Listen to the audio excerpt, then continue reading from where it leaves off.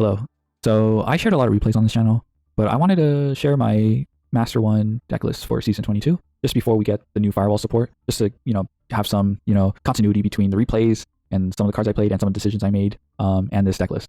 So I'll just start. We have 1 Driver, 1 Veiler, 1 Dotscaper, 1 Kurikara, 3 Maxi, 2 Gamma, 3 Ash Blossom, 1 Sigma, 1 Addition, 1 Subtraction, 1 Multiplication, 2 Diameter, 3 Circular, 3 Exceed, 3 Nibiru, 1 Duster, 1 Herald, 3 Mining, 1 Equation, 3 Small World, 3 Thrust, 2 Called by the Grave, 1 Crossout Designator, 2 Imperm, 1 Superfactorial, 2 Laplacian, 1 Albertian, 1 Link Spider, 1 Almirage, 1 Lingeribo, 1 Wicked, 1 Update Jammer, 1 Flash Mage, 1 Crystal Heart, 1 Transcode, 1 Decode Talker Heatsoul, 2 Access Code Talker, and 1 Firewall Dragon Dark Fluid, Neo Tempest Terahertz.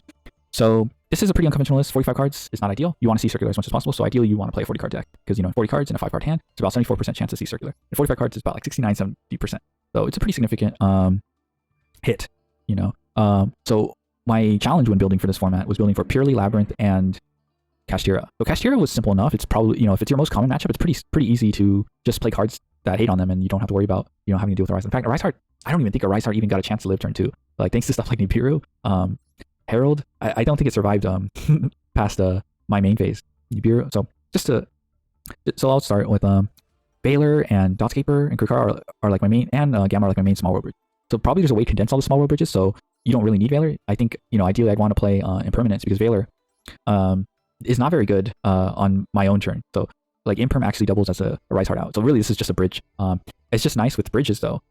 When you play a bridge for small world, don't play just like any card. At least make it useful. It has to be at least an extender, a hand trap, a starter. Those are very ideal. If it's just some random card, it's not really efficient use of deck space.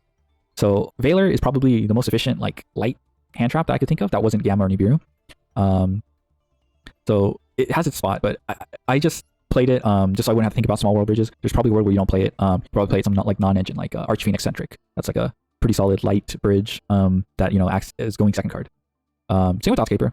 I don't go for the Heatsoul plus Terahertz combo, so Dotscaper is really just here as a 10th starter, including what's called Circular. So Circular, Mining, and Small World are your 9 starters, and technically this would be your 10th, and only in the sense that it lets off 1 card, it lets you make Heatsoul. So you're still not like it can be an extender too because it's 2 bodies. So as a small world bridge, I think it could be cuttable. I just added it so I wouldn't have to think about small world bridges. Kurikara is useful. It's one of your many Rise Heart outs. So I'll just list them all out. Kurikara, searchable off small world. Herald of the Abyss, searchable off Thrust, and Nibiru. And of course the 2 Imperm. So that's a lot of Rise Heart outs in this. So Kurikara over Kaiju's. Kaiju's makes a lot of sense versus a Rise Heart if it's the only thing on field. But sometimes, for the most part, all of my Kashtira opponents went for the Shangri-Ira combo, which is they make Shangri-Ira first, then they summon Kashtira Rise Heart to banish my cards face down from my deck, and then that triggers Shangri-Ira, and they summon a Rise Heart over the Rise Heart, and then so now they have Shangri-Ira and Rise Heart, and Shangri-Ira will activate. And Shangri-Ira is really annoying out. It protects itself, so you have to pop it at least 3 times with access code. Just getting rid of it and a Rise Heart is very nice. It's okay. You can deal with Unicorn. It really doesn't do anything. Unicorn, they have to scramble. They'll probably just banish. They've always banished my Alan because I have too many end game cards that end the game in my extra deck. So I think this is really useful over Kaiju. Maxi is a no-brainer. Ash is kind of a no-brainer. It overlaps on top of this deck. If you choose this deck, you need to play Maxi out. So that that's where Gamma comes in. That's where Ash, and at least Ash overlaps with Labyrinth. Gamma, I always come back to this card. It's a small world bridge. It outs Maxi. It destroys the card. Obviously the one negative is Driver, but I can list way more positives than drawing Driver because this deck is a circular deck. I'm not saying to play all the bad cards you want, but I'm not gonna really cry over spilled milk by drawing a Driver if I have circular. In games where I don't have circular and I draw this card, I don't really factor those games because if you're not able to play this card, could have been anything. I didn't lose because I drew Driver. I lost because I bricked and didn't see circular or some way to play. Anyway, Gamma is very strong. It removes the monster on the field, so it can do the job of 2 hand traps a lot of times. So one card so it can end in turns just on its own. So one ratio I wanted to talk about was I am playing 14 hand traps, so I can see 2 of them 50% of the time. But if I only see you see at least one, at least 80% of the time. So 14 and 45 is 2 or more hand traps 50% of the time. But sometimes I don't even have to worry about seeing 2 if I open Gamma. Gamma is just that good. It can just destroy someone's normal summon, and then they lack the body. The thing is, it plays into Thrust, but Thrust was surprisingly, it was common, but it wasn't. I see Gamma less often than my opponent sees Thrust, so it's kind of interesting. The moment my opponent could punish me with Thrust, they didn't have it or something like that. That scenario, while scary, didn't happen that often. So anyway, so 3 Ash, we already went 1 Sigma. I used to play 2 since the beginning of the deck, but for months I've just been playing 1 Sigma. there's a concern where this thing gets banished by Bestial, but it's not a big deal. You're going to lose a card anyway, and sometimes they'll have Branded Regain to shuffle it back because they're not going to lose out on a draw. So it's not that big a deal. Yeah, there's Rise Heart, which can banish the top 3 cards of your deck face down, and you lose it. But it hasn't really happened. I think what's interesting is it's a 1 card in 45, which happens less. It's harder to hit the 1 Sigma. If you play 2, you're going to hit at least 1 more frequently, and you still have 1 in deck. But I don't know. I don't think while it's a concern, I don't think I've lost the game, because losing Sigma is just losing 1 extender.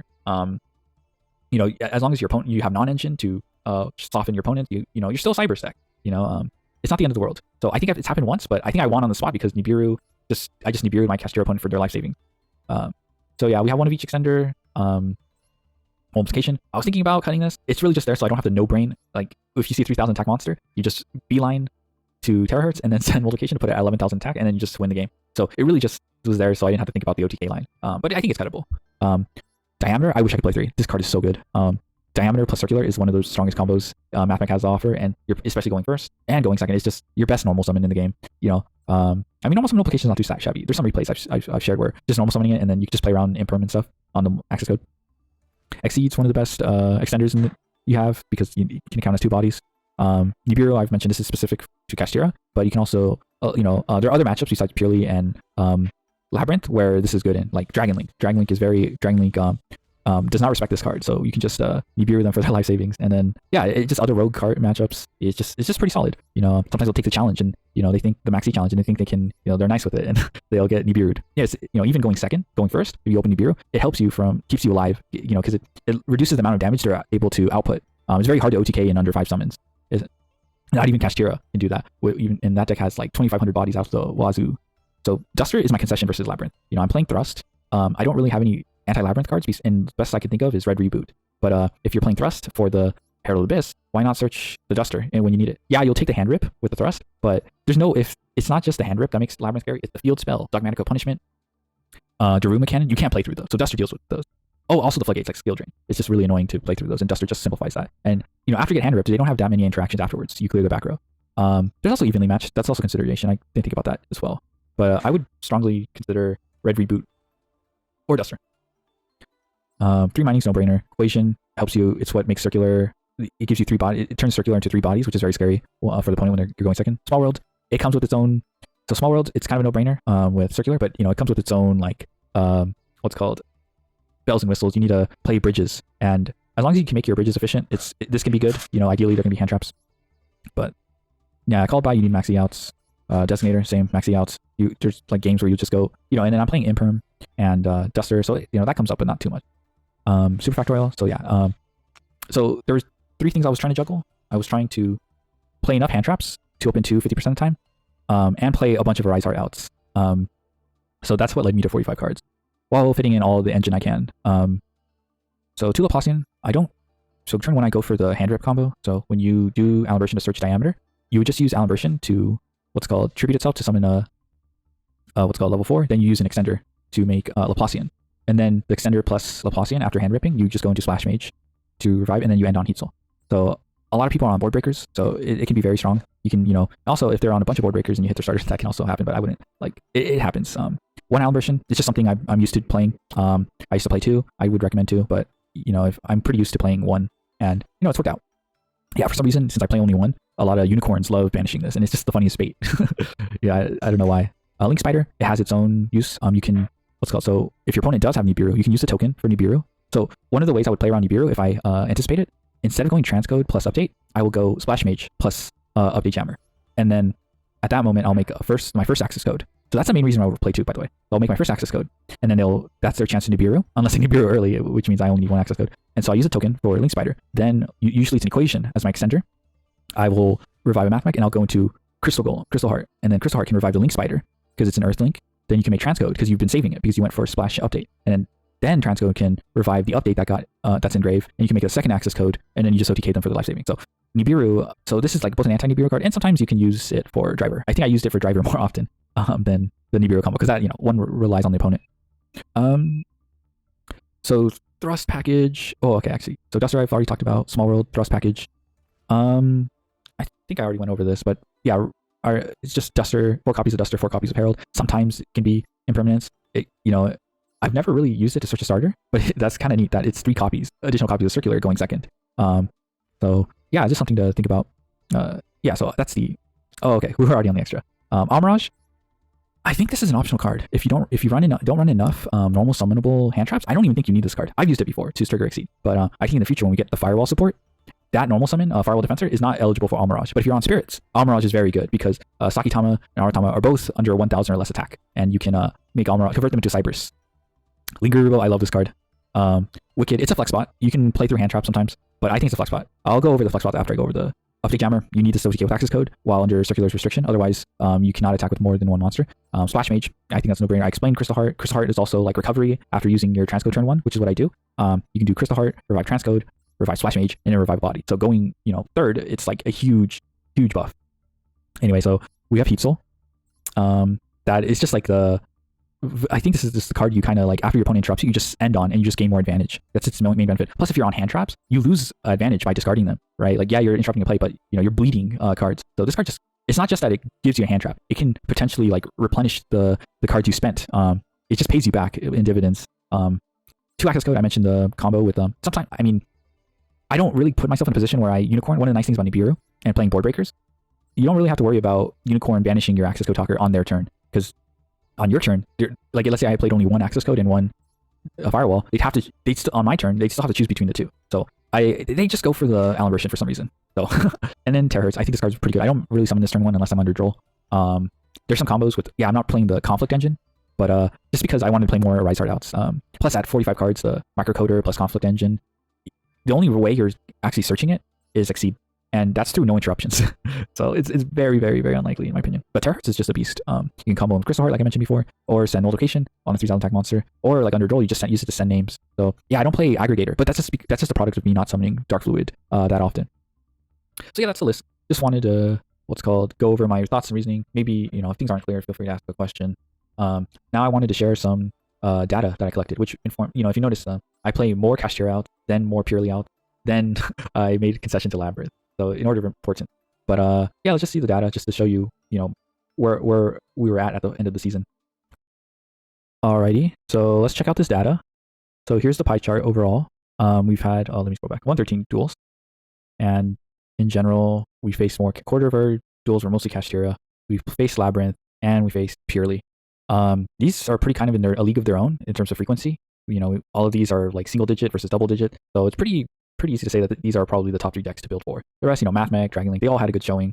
But I think you can lump them all in Rogue. I have trouble differentiating between tier 2 and tier 3 and all that. I think it's like the splitting hairs is not that important. At least this is the metagame. And yeah, you'll need to prepare for these. And understanding how these work is also essential because this composes 50%, more than 50% of the map.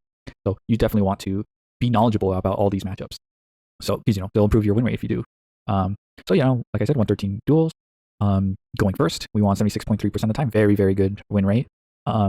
Going second, we won nearly 60% of the time. So that's actually pretty impressive. I usually expect 50%, it's kind of like low balling, it's kind of the average if you expect to climb in the first place. It's not the average, the minimum.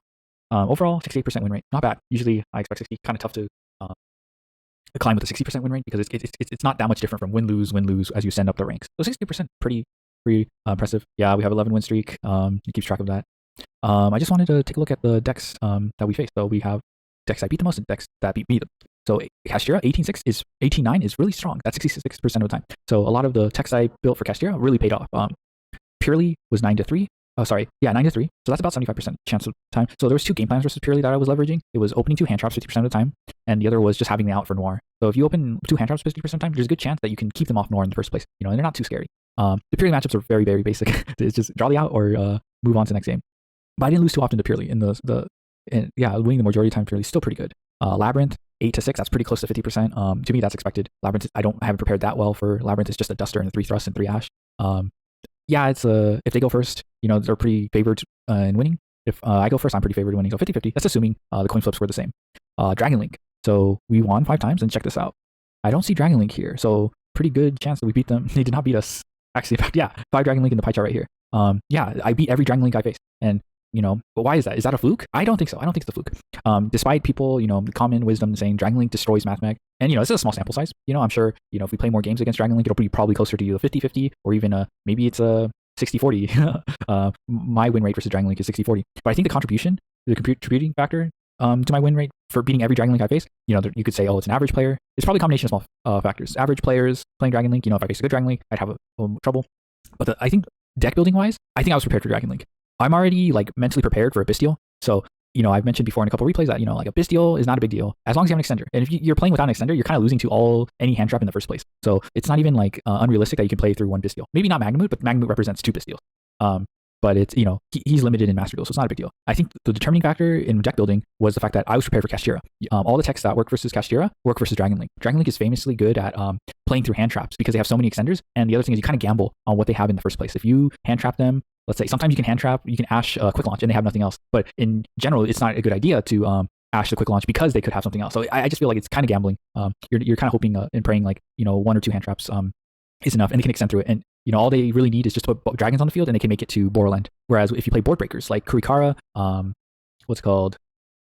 Kurikara, not so much Herald. I was thinking about Herald, but no, they're bound to have a Dark Dragon on field for them to send instead of Borderland. Nibiru is a good board breaker though. That is pretty huge. You kind of deny them a lot. They can play around it, but in a format where they're not really respecting it, I can kind of understand why you won't have to. They'll play into it.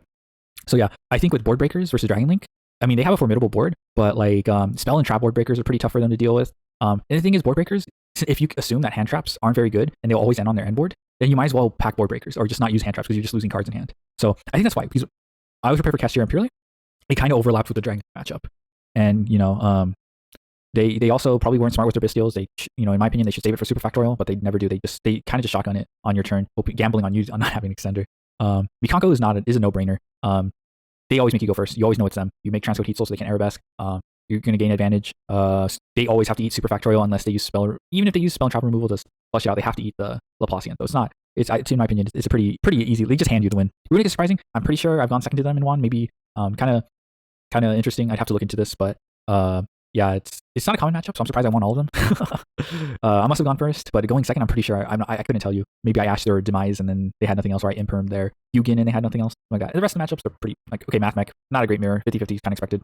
The mirror is pretty much comparing hands. Yeah.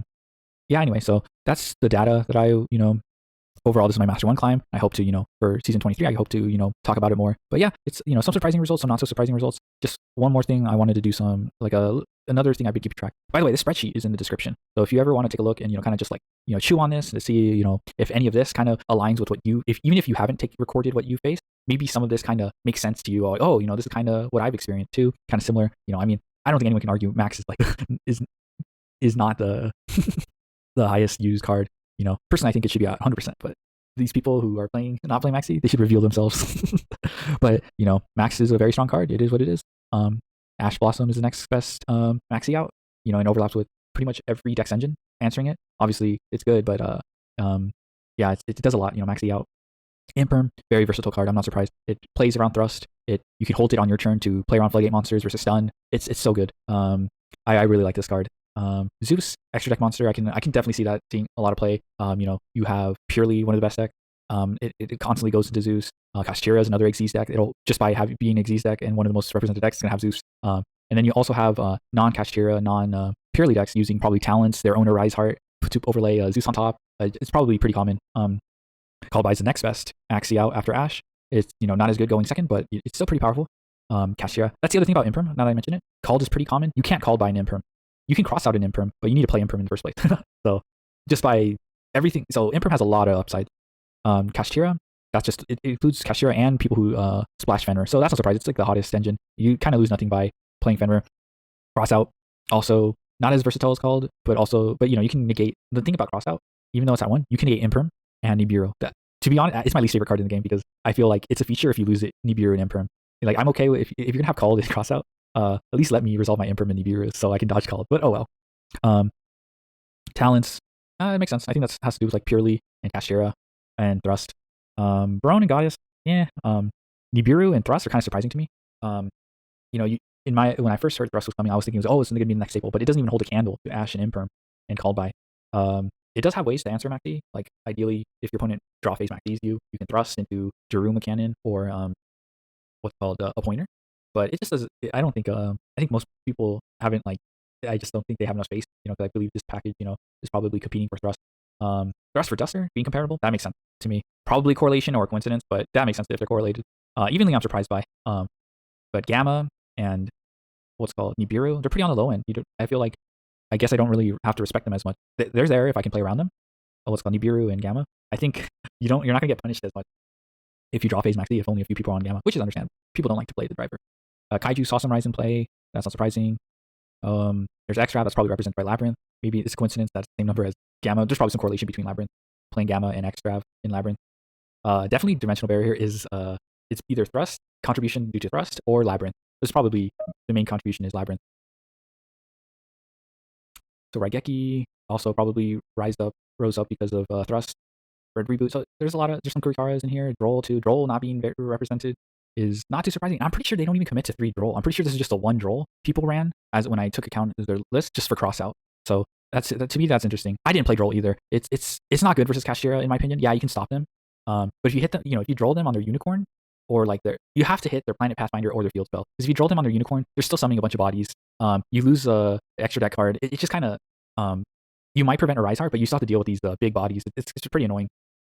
I don't think it really solves the problem like Nibiru does. Nibiru just answers everything. It turns off Burst, turns off Big Bang. It just like I don't know. It sweeps them. Sweeps them under the rug. Whereas Droll kind of just it stops them from continuing, but you really need to win that next turn. So yeah, in general, we see Herald of the Abyss. Honestly, the representation is surprising. Lava Golem, that's probably Mikanko and something else. Book of Moon not seeing that much play is interesting. This is probably because turn 1 Noir is far more common than Pure Leap. So you could probably make Book of Moon work if you play enough hand traps to keep them off Pure Leap. So or keep them off Noir and force them to Pure Leap. So yeah, not too surprising. Sprite Elf kind of fell off. I see people calling for its ban, but Sprite doesn't seem that represented. And even with the new Gishki support, it just seems to be like another deck that is kind of fallen by the wayside as Kashtira and Purely in Labyrinth take the top spot. So I'm not saying Elf is balanced or anything like that, but it not seeing play, it's probably not going to get addressed in the near future. So I wouldn't hold your breath.